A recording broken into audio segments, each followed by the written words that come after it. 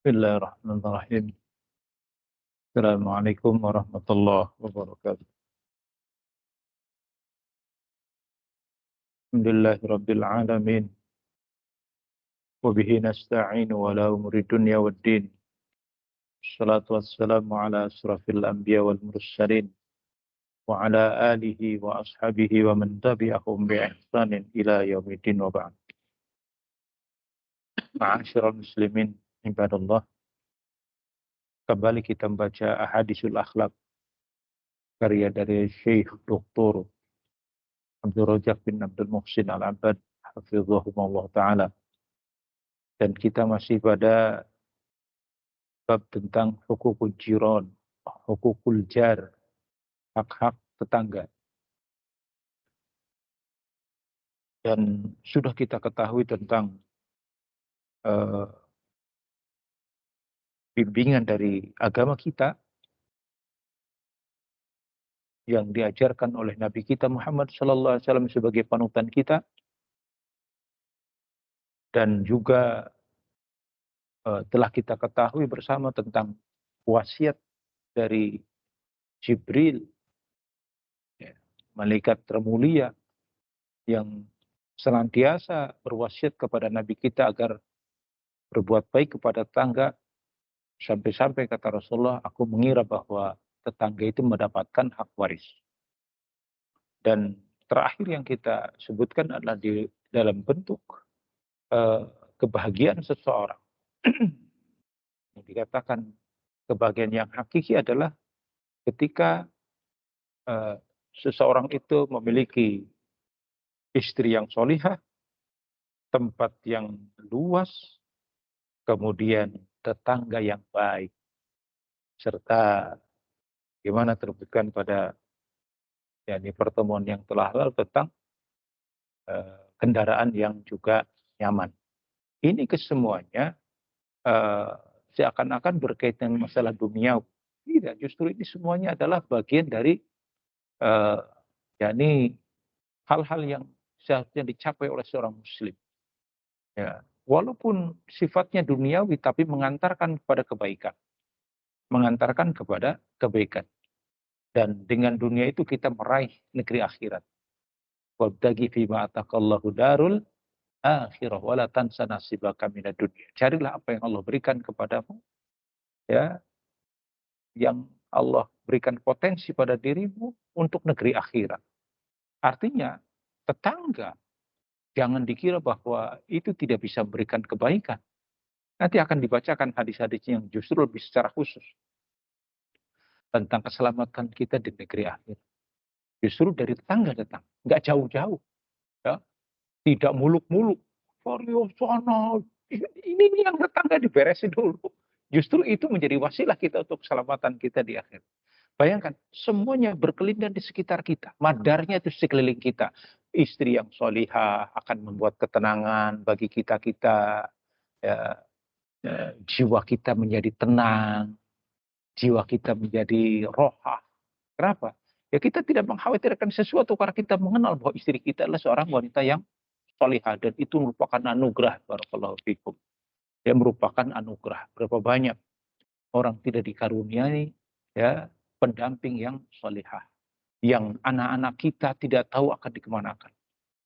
Karena oleh karena itu, Masya Allah, ketika ta'lim-ta'lim seperti ini, kabarkan kepada istri kita. Ya, berikan, apalagi pada pertemuan-pertemuan yang telah lalu, bagaimana sikap sebagai seorang muslim kepada keluarganya. Ma akramun nisa ila karim, demikian kata Rasulullah. Tidaklah muliakan seorang wanita, melainkan dia adalah seorang yang mulia. Maksudnya wanita di sini siapa? Istrinya. Tidaklah dia berbuat baik kepada istrinya, berkasih sayang kepadanya, senantiasa menunjukkan bentuk kasih sayang seorang lelaki, bahwa kadang-kala wanita butuh perlindungan dari kita. Butuh perlindungan dari kita. Biasa nyaman ada di sekitar kita. Ya. Keberadaan kita itu membuat mereka tenang. Itulah wanita yang solihah, yang seharusnya definisinya ada di dalam ayat-ayat yang lain tentang wanita solihah itu seperti apa. Ya. Nah, dan bukan pada tempatnya kita menjelaskan secara rinci di sini karena keterbatasan waktu kita. Demikian juga yang sedang kita bicarakan adalah tetangga. Nah, barakallahu fikum. Bahkan Rasulullah SAW sebagaimana diriwayatkan oleh yakni Imam An-Nasai dan juga disahihkan oleh Syekh Albani. Kata Rasulullah, ta'awwadzu billahi min jaris su', kata Rasulullah. Berlindunglah kalian kepada Allah dari apa? Min jaris su', dari tetangga yang jelek. Bayangkan, kalau bukan perkara yang sangat khatir, membahayakan. Kenapa Rasulullah SAW sampai menyerukan kepada kita untuk berlindung kepada Allah dari tetangga yang jelek. Berlindung kalian kepada Allah dari tetangga yang jelek. Dari makom, terutama di tempat-tempat yang kalian memang tinggal itu sifatnya makom. Artinya kita punya rumah di situ, lingkungan kita di situ. Kita berlindung. Jangan dikira, oh tetangga saya juga ngaji, tetangga saya ini juga aktif. Itu tidak jaminan, ya akhi, barakallahu fiik. Tidak jaminan bahwa mereka adalah orang yang tetangga yang baik. Maka berlindung kepada Allah agar kita diberikan tetangga yang baik. Jangan dilihat lahirnya. Anunya, suaminya juga, misalkan pakai jenggot ke masjid. Banyak bomber kayak gitu. Para bomber juga sama penampilannya. Ternyata na'udzubillah, ya, sampai dia tega melakukan hal-hal yang seperti ini, banyak terjadi. Hati-hati. Maka berlindunglah kepada dari tetangga yang jelek, terutama di tempat-tempat yang dia, yakni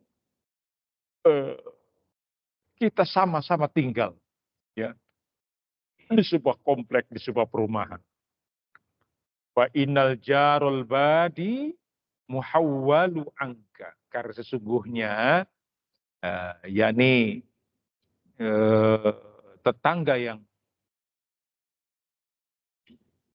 sifatnya tidak permanen, begitu bahasa, itu akan lebih mudah untuk yakni akan berubah untuk kalian tidak terus-terusan di dalam, katakanlah, ancamannya, kejelekannya, begitu.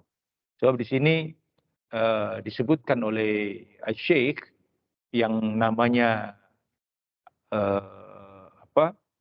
tetangga yang badi itu, ya, jarul badi itu sesuatu yang as-sa'at, hanya sewaktu-waktu kan gitu ya. Dia dalam kondisi tidak seterusnya permanen bertinggal bersama kita. Misalkan teman di perjalanan, bisa jadi ada kejelekan-kejelekan, ya. Namun tidak sifatnya terus-menerus sebagai tetangga yang sifatnya mukim dengan kita sebelahan, misalkan. Demikianlah ma'asyiral muslimin ibadallah. Kemudian disebutkan ukuran keimanan seseorang kepada Allah dan hari akhirat justru bagaimana dia berbuat kepada tetangganya. Sebagaimana hadis Abu Hurairah yang dikeluarkan oleh Imam Bukhari dan Imam Muslim dalam sahih keduanya. Kata Rasulullah SAW, "Man kana yu'minu billahi wal yawmil akhir fal yu'di jarahu, fala yu'di jarahu." Barang siapa yang beriman kepada Allah dan hari akhirat, maka jangan dia memberikan kesusahan kepada tetangganya. Wa man kana yu'minu billahil yawmil akhir falyukrim dhaifahu. Dan barang siapa yang beriman kepada Allah dan hari akhirat, maka hendaknya dia muliakan tamunya. Wa man kana yu'minu billahi wal yawmil akhir. Dan barang siapa yang beriman kepada Allah dan hari akhirat, falyakul khairon aw liyaskut. Hendaknya dia mengucapkan kata-kata yang baik atau dia diam.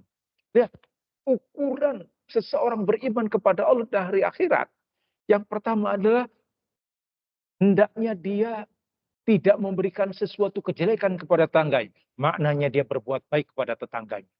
Memuliakan tetangganya. Yang kedua, memuliakan tamunya. Dan yang ketiga, diam daripada ngomong yang enggak-enggak. Kalau sekarang mungkin bukan hanya sekedar ucapan, tapi jemari. Di mana? Di medsos, di komen-komen. Sudah jagoan benar. Kalau urusan kayak gitu, ternyata sama dengan ucapan. Karena itu kan ucapan dia, artinya. Tapi dia melakukan hal yang jelek. Di grup-grup dia melakukan celaan, melakukan ghibah dan lain sebagainya. Bikin hoax dan lain sebagainya. Ini sebenarnya sudah diam atau mengucapkan sesuatu yang benar. Al-yakul khairan.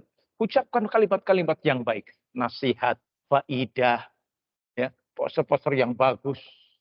Ya, ambil yang sesuatu sampaikan ke grup agar memberikan faedah. Penting.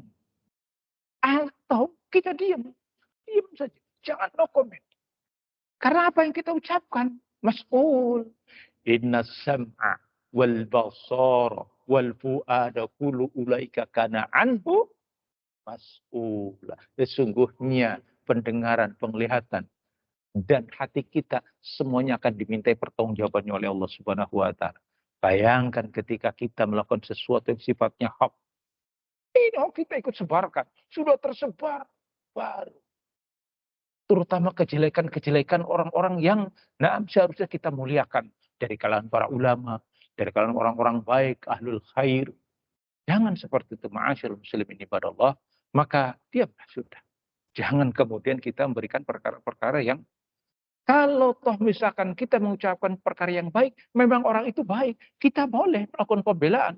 Ketika orang ini dijatuhkan, kita sebagai orang yang cinta kepada kebaikan, maka kita bela orang tersebut dengan proporsi yang benar. Tidak membalas kejelekan dengan kejelekan lagi. Jangan. Kebaikan. Ya. Posting oleh antum kebaikan-kebaikan yang ada. Begitu. Tidak apa-apa. Dalam rangka untuk menunjukkan kebaikan. Agar manusia paham tentang kebaikan. Yuda dalam riwayat yang lain pun sama hadisnya. Man kana yu'minu billahi wal yawmil akhir falyuhsin ila jari. Ya, kalimatnya hampir sama. Barang siapa yang beriman kepada Allah dan hari akhirat, maka hendaknya dia berbuat baik kepada para tetangganya. Dan seterusnya dari hadis-hadis yang kita dapati bahwa itulah perkara-perkara yang baik. Lihat ma'asyil muslimin ibadallah. Ternyata sebagaimana tadi saya sampaikan di awal, itu kaitannya dengan keselamatan kita di yaumil akhir. Lihat, dari apa yang dikeluarkan Imam Muslim dalam sahihnya, juga dari hadis Abu Hurairah. Anna Rasulullah SAW qala, sesungguhnya Rasulullah SAW telah bersabda, la yadkhulul jannah, tidak akan masuk surga man la ya'mannu jaruhu biwasiqahu. Tidak akan masuk surga orang-orang yang la ya'man, yang tidak aman. Siapa? Jaruh, tetangganya. Tidak akan masuk surga orang-orang yang tidak memberikan rasa aman tetangganya biwasiqahu. Biwasiqahu, ketika Rasulullah SAW ditanya, ya Rasulullah, wama biwasiquhu. Apa yang dimaksud dengan biwasiquhu? Syarruhu, kejelekannya. Ditafsirkan sendiri oleh Rasul.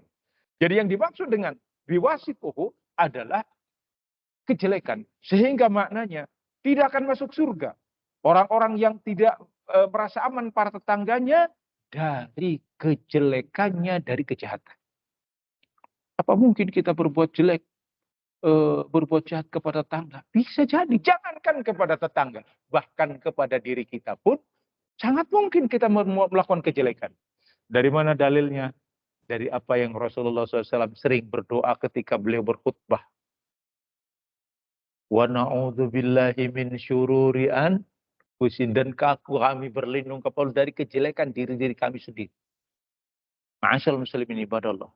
Dalam keadaan tertentu, mungkin melakukan pembelaan, mungkin melakukan sebagai bentuk dipa, dan lain sebagainya. Terkadang kita berlebihan sikapnya kepada para tetangga. Mungkin karena kecekelannya dan sebagainya.